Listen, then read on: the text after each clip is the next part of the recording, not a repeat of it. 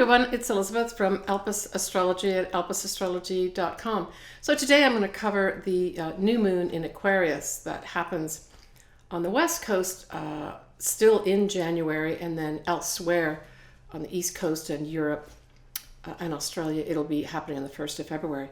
But before I do that, I wanted to mention to you that I am now taking my audio and putting it on podcasts, so you pretty well can get me on most platforms or networks, but I will put a link here for those that maybe want to listen to me because they haven't got the chance maybe to do the video on YouTube. So just a little bit extra for all my subscribers. So let's get to this new moon in Aquarius. So the new moon in Aquarius is at 12 degrees Aquarius, 19 minutes. It is at 9:45 p.m. Pacific Standard Time on the 31st of January 2022. And then, as I mentioned elsewhere, it'll be the next day on the 1st of February.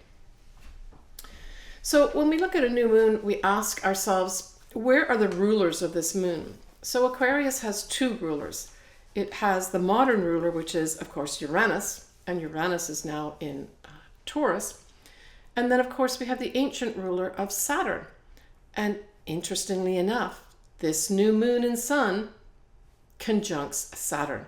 So it's of significance, this new moon, and of course it's still at the beginning of the year technically, kind of giving some color to what we can expect in 2022.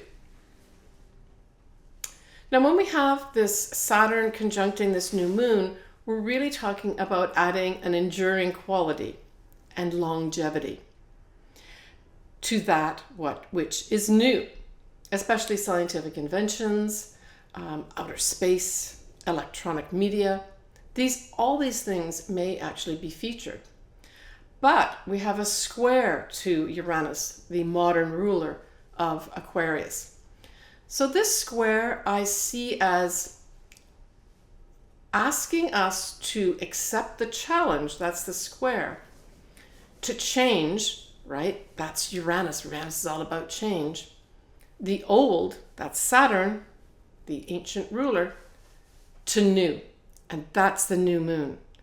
So putting that all together, that's what I think this new moon is all about. It's very exciting. There's going to be a lot of maybe surprise a minute types events, especially through any kind of electronic media, whether it's individually to us or on a more global level. I would say expect big change initiated at this new moon. And so that also says that for those folks that do want to have change in their life, they want to initiate these new changes in their lives, know that with Saturn there right close by to this new moon and sun, that it's going to have this enduring effect where there'll be a more permanent, long-term residual effects of whatever it is that's new at this time. Saturn also says it's about time. It says the time is right, and of course karma. And then Saturn does rule old structures, especially as it refers to big institutions. So we're talking about hospitals, we're talking about government offices, we're even talking about prisons, and then just some of these very old, maybe even archaic banking systems that we have. So it's all those things that when we're talking about Saturn conjuncting this sign here. Now, the other thing that we have happening, of course, is we've got a Mercury Retrograde. And this is at 24 degrees of Capricorn, and it is conjunct Pluto. And I think this is something completely different. Now, Pluto, we talk about having transformational effects. It's about the underworld. It is about death. And I think that this whole Mercury Retrograde has something going on behind the scenes, basically bringing up new ways of thinking about death. And it's a revision, right? So going backwards, a revision of historic, outdated ways that institutions, right? Saturn rules that sign of Capricorn where the Mercury Retrograde is in. It actually looks at the outdated ways in these institutions and asks for change here. So this is a lot of behind the scenes type activity looking at, like I said, death and our views towards it. The other thing that we have happening is Mars, also in Capricorn, is approaching a conjunction with Venus at 11 degrees of Capricorn. And remember, Venus is now direct out of her retrograde, although still in shadow. And of course, Venus is still in this mode of moving forward gradually because she's still at 11 degrees. 11 degrees was the degree that Venus went from retrograde to direct. We will have ongoing for a couple months, both Mars and Venus conjuncting on and off. And I'm going to cover that in a few minutes because I thought it was really important to bring it up on this video. On this video later on, I will also be covering the sun signs and the ascendants and the houses that this new moon falls in, and just giving you a little bit of information that may be of use to you in terms of your planning with regards to new things in your life. So we also have at this time Pluto trining the transiting north nodes, which are now in Taurus. And I think, again, going back to this whole Pluto being power, the underworld, death, everything like that, but big transformation. This speaks to, with the trine, easy energy with regards to a powerful transformation on our destiny path. So the north nodes represent our collective destiny path. And certainly if you have your own north nodes at in Taurus, this will be your nodal return. And this is of significance, and I did another video on this, I'll put the link in here below, because of course these are approximately 20-year cycles, so we only get a few of these in our lifetime. But this talks to the collective level. Big transformation that's not going to be difficult.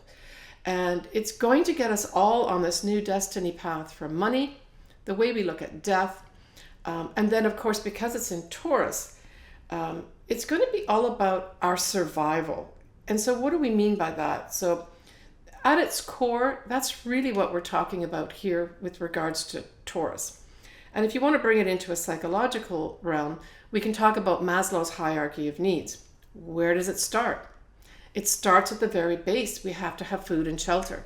So that's many ways what this is talking about, transforming those basic needs that we all have.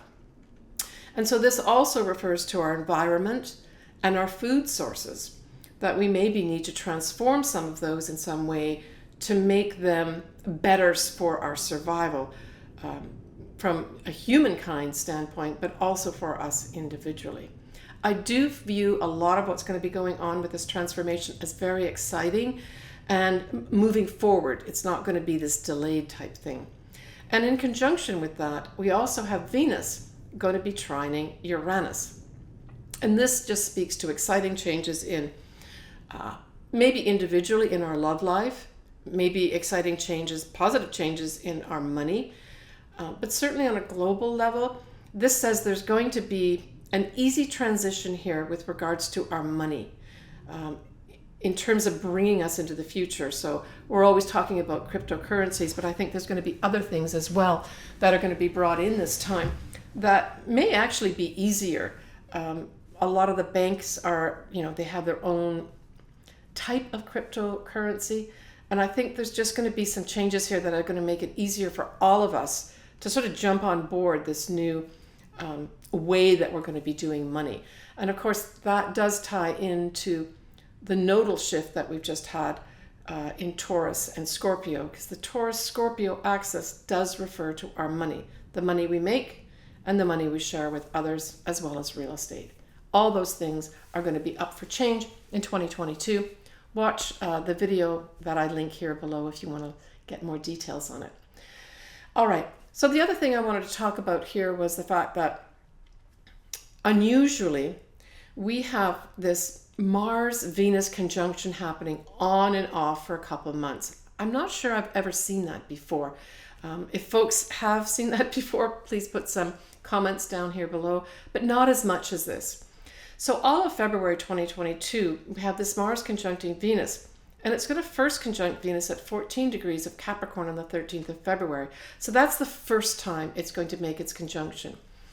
So when we look at Venus and Mars together, typically we talk about the celestial lovers. So certainly for those that are vibrating to that energy, this could be the start of a whole new love affair. And in Capricorn, Capricorn is ruled by Saturn as well. So this gives a more serious tone to whatever it is that's initiated potentially at this time. But it can also be our money. And on another level, it can be our values. So depending where you're at in your development and what you need or want in your life, it could also refer to a new value system for yourself. Maybe you begin to take more value for yourself and insist that others value you more. But it can also be a new way of handling your money and being more serious about it. That's that Capricorn influence that is ruled by Saturn.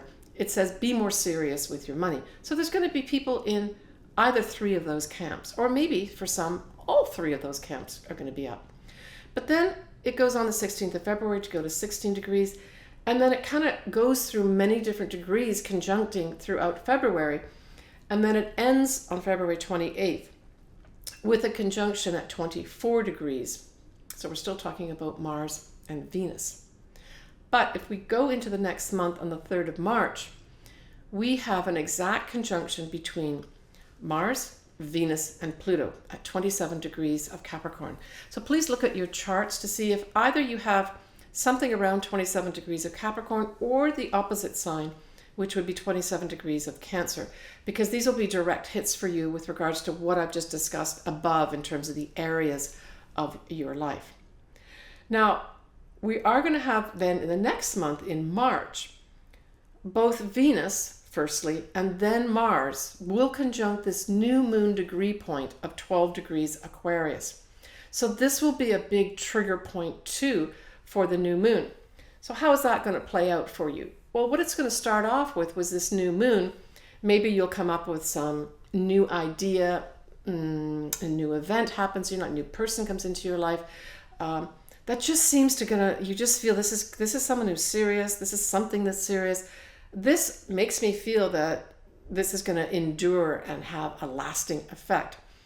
That then goes on into March to have Venus. Venus is all about sweetness, love. It's the lesser benefit, so it likes to bring benefit to you. It's just diplomacy. So it's going to have that kind of element brought in on top of what happened at the new moon. And then it's going to be triggering action. So Mars follows right behind that and triggers this too. So you really have to look at, I would say March is going to be the trigger points for things being really set in motion with regards to the newness. You're going to see the newness. You're going to understand this is serious and that it's the right thing to do and it's the right time. But then you've got to wait till March where you can initiate it with that whole Mars, right? And it may also be that, say it's a new business that you're starting, you need Venus coming in with some money, so you're approved for a loan, or someone lends you some money, or you find the money, right? So it's that type of progression we're talking about between the end of January, the 1st of February, right the way through the beginning of March. All right, I did want to finish up just with the introduction with the Sabian symbol. I don't always cover the Sabian symbols, but this is the book that I use. And it covers all the different degrees in every single sign, so from 1 to 30 degrees. And then it gives an understanding of what that degree point means. So what I did was I took the degree point for this new moon, and you always round up. So we know that this new moon is at 12 degrees Aquarius, 19 minutes. So we know that I'm going to read in this book, we're going to read for the 13 degree point. And I thought it was really interesting that for this 13 degree of Aquarius, the only thing that they bring up on the title is a barometer. So I thought that was also very apropos. And of course, it measures air. And I thought, well, that's interesting because, of course, this is an air sign on top of it all.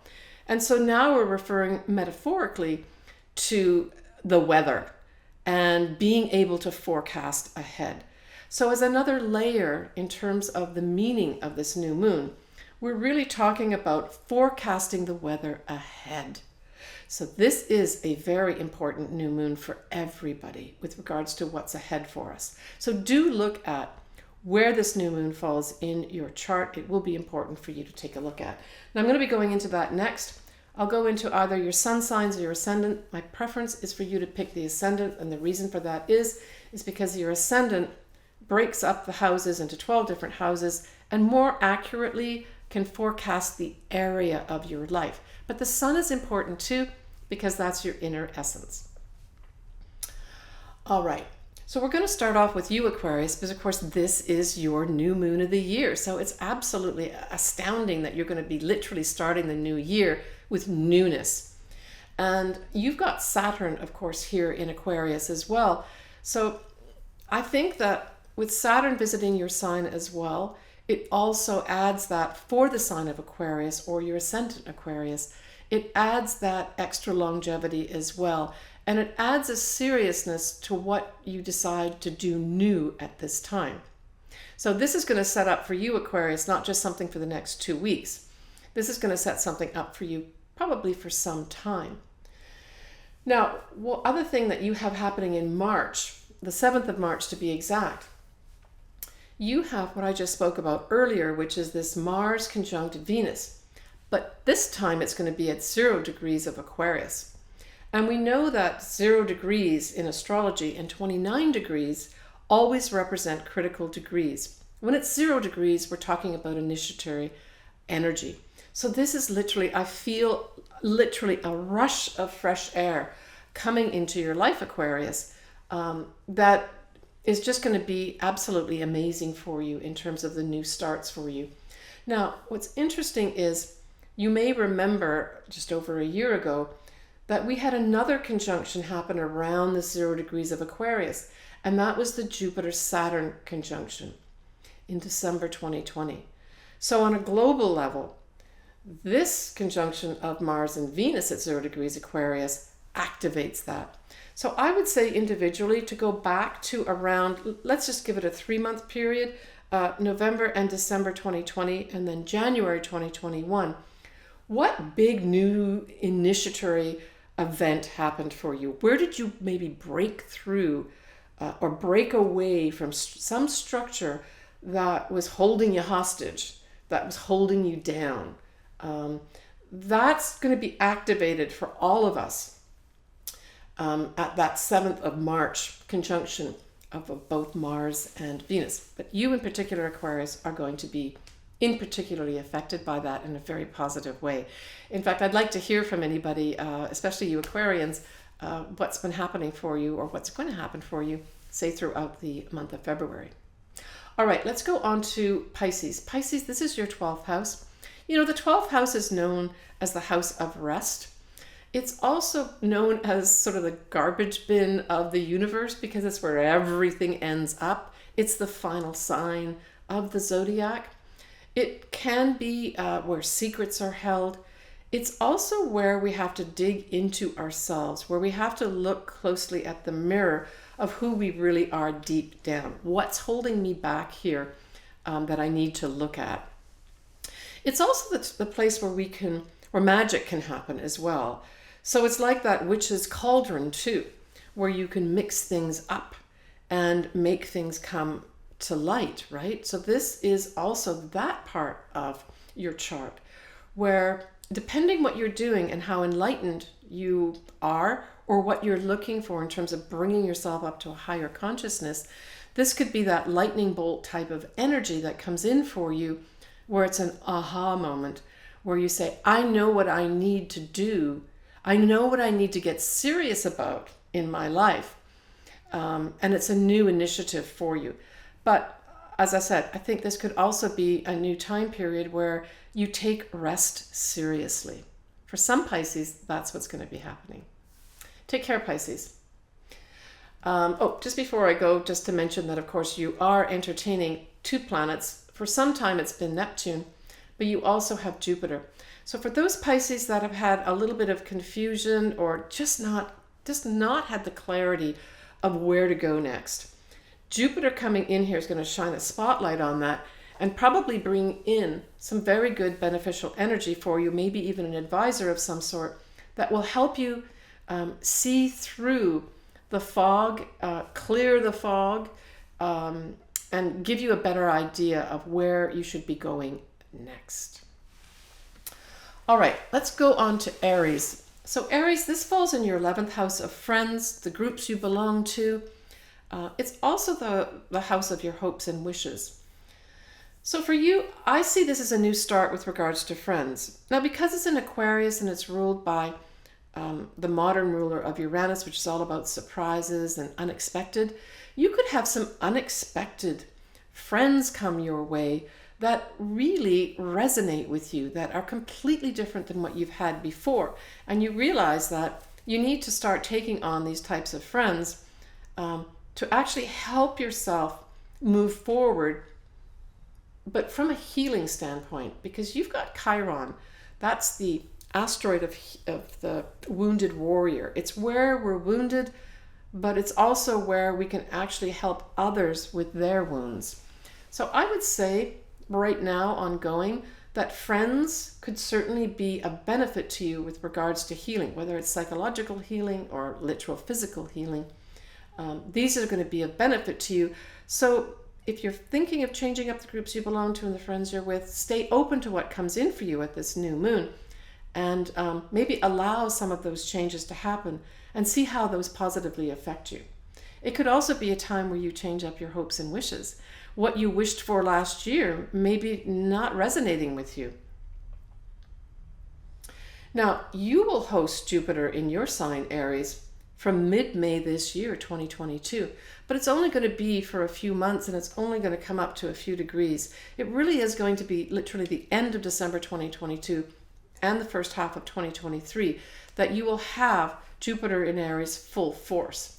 So you can look forward to having lots of benefits yourself come in with regards to anything that you may need to change up in your own personal life. There's going to be a big spotlight shone on that. And again, because you've got Chiron there, I suspect this is going to be tied in with some kind of healing for you. All right, let's move on to Taurus. Well, Taurus, you've got a lot of things going on. But firstly, with this new moon, this falls in your 10th house of career. This just straight off says there's going to be some new start in your career. And it's going to have an enduring effect too. So whatever new thing you start in your career, it's going to be lasting for a while. And so I guess choose wisely with regards to whatever career changes you make or whatever offers you accept at this time. And in fact, you may have more than one offer coming your way. Or you may even have some unusual, unexpected offer coming your way with your career that could totally change your life. These are a lot of the things that are happening for you, Taurus, are once in a lifetime. You're hosting Uranus in your sign. You will not have it in your sign in your lifetime again, for those folks that are watching this. And of course, that's all about shaking up your life. But it's not to shake up your life just to shake you up. Uranus in Taurus in your sign is really saying you need to get rid of the things in your life that aren't working and really seek higher levels of enlightenment. I mean, I'd have to look at your exact chart to look at all aspects, but that's kind of at a very basic general level Uranus is trying to do. But you've got the transiting north nodes of the moon in your sign too. So that says you also are hosting eclipses in your sign, but also in your opposite sign. So this year for sure, 2022, Taurus is a big change year for you. And this new moon is going to be squaring your sign. So I would say that resistance is futile. Squares always bring in challenges. So along with Uranus asking you to make these changes, this new moon is asking you to make some changes too. Or get serious about the changes that you know you need to make. I always say that when you are hosting the north nodes and then by extension the eclipses in your sign, whatever's leaving your life, whatever walks out that door, let it go. Whatever comes into your life, embrace that as something that is going to be important for you to move ahead on your destiny path. Just don't cling to things that are leaving. This can be an obsessive possessive time with eclipses as well, especially in Taurus and Scorpio, where you feel you have to hang on to this thing or this person, when in reality the opposite has to happen. But you've got a lot of exciting changes too. Use this new moon to put those in effect. Take care, Taurus. All right, Gemini, there was only one word that came up for you with this new moon in the 9th house of travel. Travel? travel to foreign lands. So that I just kept getting that intuitively, that lots of Geminis are going to be planning some travel. But this is the caveat.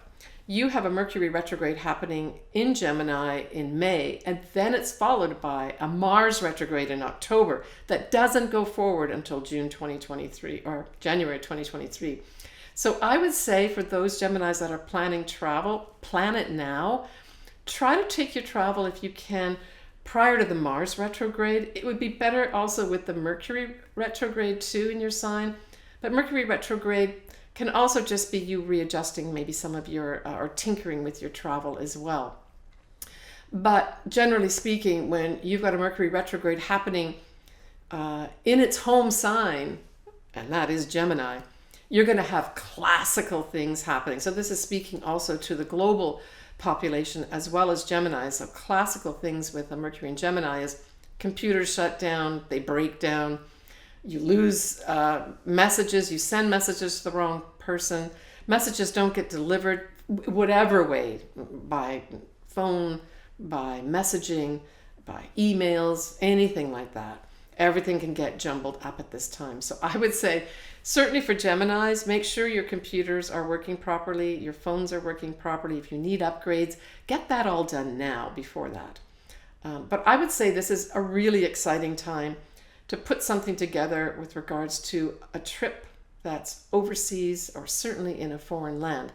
But it can also mean, of course, the ninth house represents publishing. So for some Geminis, this may be publishing something. And with that whole Saturn added in here, whatever you do publish, it's going to be out there for a long time. And of course, the other thing is ninth house is higher learning. So going to university, getting advanced degree would be very beneficial to apply for at this time too. Good luck, Gemini. All right, let's move up to Cancer. So Cancer, this is your 8th house. And the 8th house is a number of things. It basically speaks to shared resources, anywhere where you save money, investments, stocks, 401ks, pensions, even loans. So this could have a new beginning for you with regards to that. So it's a new beginning in some kind of shared resources. For those Cancers that maybe have applied for a loan, this loan could be coming through for you that may last for a long time. And that's that Saturn there too, right? Or maybe you were rejected before and the bank comes back to you and says, you know, we looked over these documents again and you're approved. So that's something positive to look forward to. You could also decide, some Cancers, to take your 2nd house money that you make and put it in the opposite sign and the opposite house of the 8th house and start saving more money. Or there's some investments that you decide to go into. Well, this is going to be of great benefit to you long term because of that whole Saturn conjuncting the new moon. You probably had some shake-up, Cancer, at the full moon in your sign mid-month, mid-January, because we had the Sun conjunct Pluto. And then, of course, the Sun and the Pluto in conjunction were opposite that moon, along with other things that were happening. So I would say there was some probably deep dive and probably into some aspects of your partnerships where you maybe got a bit shaken up with regards to something, where you had to transform something and dig deep inside yourself to effect a change in partnerships, or there would be an ending. So for some Cancers, there may have been an ending that was very clear to you. For others, it was a transformational part of themselves with regards to their partner that they had to go through. But this new moon is going to open up some good investments for you. Think carefully about what you invest in because it will last for a long time for you. Take care, Cancer. All right, for Leo. Well, Leo, this is your 7th house. So this is going to be some new beginning with regards to your partnerships. This could be business partnerships, marriage partnerships, but it can also be clients. So you may even have some new, unusual ways of having new, unusual clients come in. Whatever does happen for you, it's going to last. That's for sure. So the other thing that Saturn can bring in, of course, in the 7th house, it can sometimes bring in extra responsibilities. So, I mean, at its best, this could be that you decide to get married at this time, but it can also be a time when you realize the ownersome burden of a partnership, and you decide to take a road less traveled and end the relationship. For some Leos, that could actually happen here. Now, this may not culminate until your full moon, Leo, especially those Leos that have anything at 27 degrees or around 27 degrees of Leo, because that's where the full moon is going to be on the 16th of February. So I would look to the 16th of February also, Leo, as some kind of culminating time where endings of some sort will happen for you in some aspect of your life. You'll have your new moon in August, so that's going to be new beginnings for you, and you can look forward to that. All right, good luck, Leo. For Virgos, this is your 6th house. And generally speaking, the 6th house is the house of health. It's also your day-to-day job, or if you don't work, it's what do I do day to day. And so this is bringing in a new element of some sort. Now, for you, I actually saw the Saturn being somebody that is like your manager or your supervisor, somebody above you. You're probably going to get a new person coming in the place that you work that will effectively give you some kind of exciting new change for yourself in your day-to-day job. Now, the other thing is that someone in authority, again, that's Saturn, could come in and really help guide your health. So for those Virgos that are undergoing health issues, this could be a time when you actually get some good advice, perhaps from a doctor of some sort. Now, you have Neptune and Jupiter in your opposite sign of Pisces. Now, what's going to happen here, especially the first half of 2022, with Jupiter now coming up, snuggling up with sometimes confusing fog-making Neptune, I would say you're going to have some confusion clear up for yourself. And I would say this is probably going to be around the Jupiter conjunct Neptune time period, which is mid-April. But it can happen before then too. Jupiter is already opposite your sign, Virgo, especially those that have Virgos at the early degrees. This is a 12-year cycle to have Jupiter coming into your opposite sign, but you're never going to have Neptune in your opposite sign again either. So this is a once-in-a-lifetime kind of conjunction, this Jupiter-Neptune thing. Expect certainly by April, Virgos, whatever confusing things were happening, especially with regards to any kind of partnerships where everything was a mess, that you couldn't figure things out. Every time you tried to figure it out, it went wrong again. That's going to clear up for you. So look to April as a great time for that to have happen, where other people are going to step in, probably an advisor of some sort. Sometimes Jupiter will represent a lawyer as well, where things just get cleared up. But this new moon's got a new beginning in health for you, for those Virgos that need a new beginning there. It might mean that you have to go for some unconventional methods, that's Aquarius, but it's all positive for you. Take care, Virgo. Okay, for Libra, you've got your 5th house affected by this new moon. And I just got, when I looked at this for you, I got this potentially unusual person coming in that could become a soulmate for you. So the 5th house does represent true love and new love. And because it's vibrating to the energy of Aquarius, it really speaks to an unusual person, someone that you may not have really thought of before as a partner. So Libra, stay open to someone that's not someone that you would normally go for from a love standpoint, because that could be the person that becomes a permanent partner for you, with this whole Saturn in there operating as well, giving you longevity. Certainly it has the potential to give you longevity to a new love that comes into your life. It also says it could be a new love that comes in unexpectedly, and that could be anything. You could literally bump into this person, walking down the street or in Starbucks or something. Now, the other thing is pregnancies. So the 5th house also represents pregnancies. Now, because this is a Uranus-ruled sign we're talking about, Aquarius, this is going to be unexpected pregnancies. So Libra, if you don't want to get pregnant, I would take real precautions around this new moon. because it's a new moon too. And then of course with Saturn there, it will help it grow. So I would say, Librans, do take care. But if you are interested in getting pregnant, this not only says you're going to get pregnant, but it also puts longevity to having the pregnancy go through. All right, good luck, Libra. All right, Scorpio, we move on to you. And this is your 4th house of home. So there's some new beginning, maybe a house that you wanted comes available for you that you never expected to get. It can also say that you can have a house full of electronics, that you decide to make your house electronic somehow with all these gadgets in it, and you get this opportunity to do it. That sounds kind of fun as well. But you're also hosting the south nodes of the moon in your sign for the next year and a half. And you in particular, Scorpio, are going to have 2 total eclipses in your sign. And so we also have, obviously, Taurus, your opposite sign, affected by the eclipses. But you in particular for 2023, with these total eclipses happening in your sign, really says big, big change for you.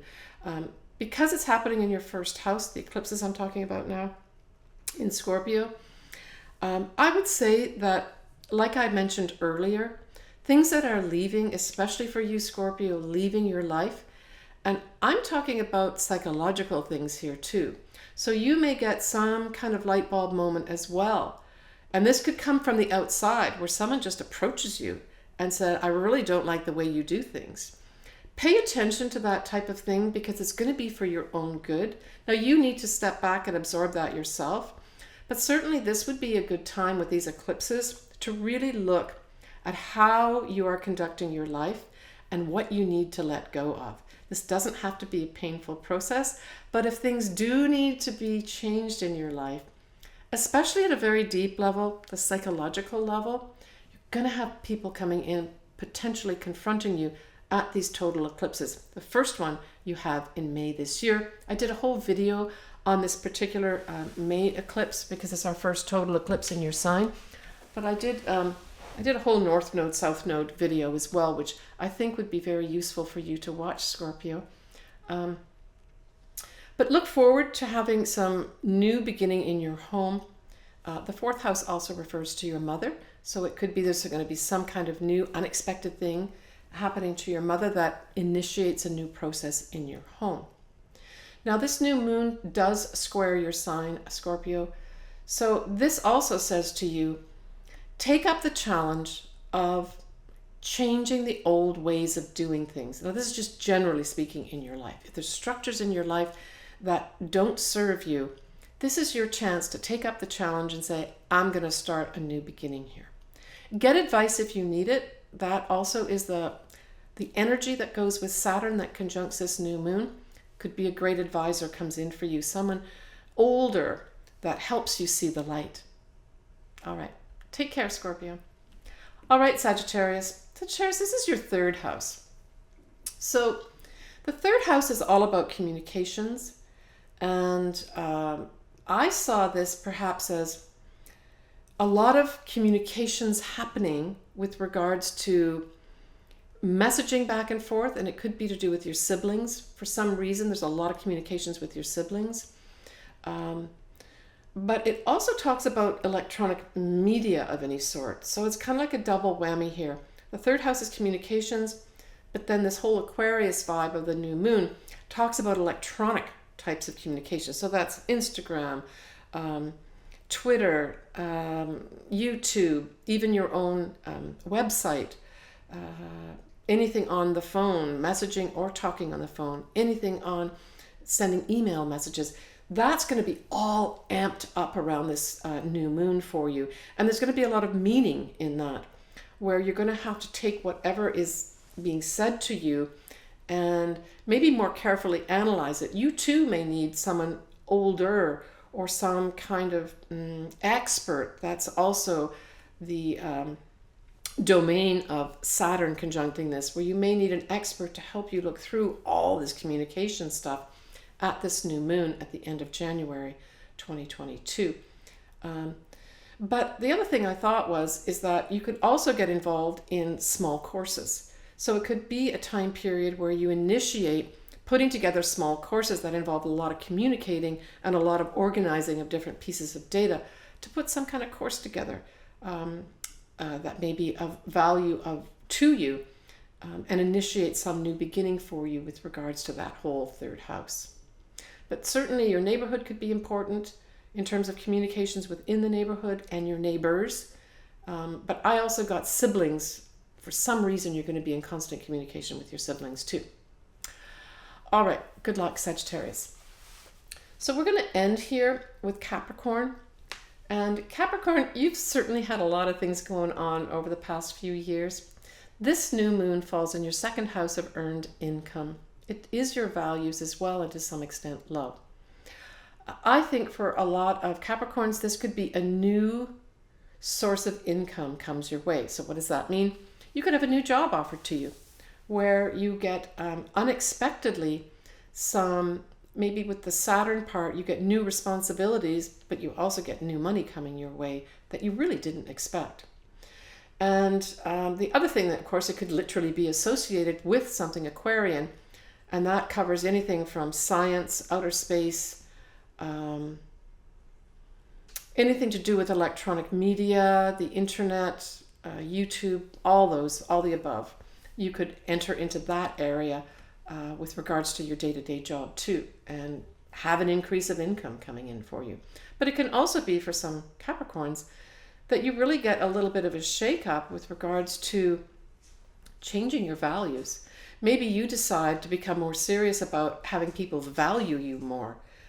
That may lead to a number of things. It may lead to you changing your job. It may lead you to say, I want a raise. So all those types of activities, Capricorn, can be happening to you too. Now, you may have also been affected by this full moon that I talked about with Cancer, because of course you had the Sun conjuncting Pluto in your sign. But it really was specifically for those Capricorns that have anything between 26 and 29 degrees of Capricorn, specifically to have a real dent or effect with regards to some kind of big, probably change in your life. And it would have directly affected you if those degree points were in force. Certainly for those Capricorns at the end of Capricorn sign, so those folks that have either an ascendant or a sun between 26 and 29 degrees, you still entertain Pluto in your sign, and you will, unfortunately, for the next couple of years. I mean, this year and next year, it kind of starts fading out a bit, but just know that transformation is ongoing. And for all those with previous degrees, before 26 degrees, you're finished with the transformation. You just now have to keep going one step in front of the other. Okay, at the end of the year, Capricorn, you will have a Mercury retrograde. And I was really thinking that because there's so much continuing to go on with regards to Capricorns, I really felt that it was important for you to know that if there is some big thing that you've got to plan, whatever it is, so this is in your sign, so it's in your first house. I'm talking about the Mercury retrograde in Capricorn. You can look towards the end of the year where you're going to be getting big breathing space of mental energy to be able to plan things for yourself. So I just got this as an intuitive hit to put that out for Capricorn. It may not apply to all Capricorns, but you are going to get a chance to actually think things through, plan things, especially with regards to any structures. So of course, Saturn always rules Capricorn, and it refers to any structures in your life, but it could be literally any structures. Structures refers to your skin, for that matter, to your bones, if you want to look at your body. But on a global level or a general level, it refers to the structures you put in your life. And typically we talk about our home, the job we have, our relationships. So I'll leave all those areas with you, Capricorn, and you can make your own decisions. All right, folks, that wraps this up. I would love to hear from anybody that wants to comment on anything. As I said, between talking throughout this whole video, I have other videos that support the north nodes going into Taurus, and then I've got some videos that I've actually done on the eclipses, and I will continue to do on eclipses just to enlighten you. And all those videos, I go into sun signs and ascendants so you can see what areas of your life will be most affected. As always, I would love to do your chart. Feel free to contact me. All my information is below. Generally speaking, I ask that you send me an email We usually set something up on Zoom, unless you're in the San Diego area. And if you are, I would be delighted to meet you face to face. I provide you with a video recording of that, as well as I give you a full written report, and then of course all your charts that go with it. You can go to my website to pay there through my services tab. Please take care of yourself. I'm sending you lots of love and enjoy this exciting new moon.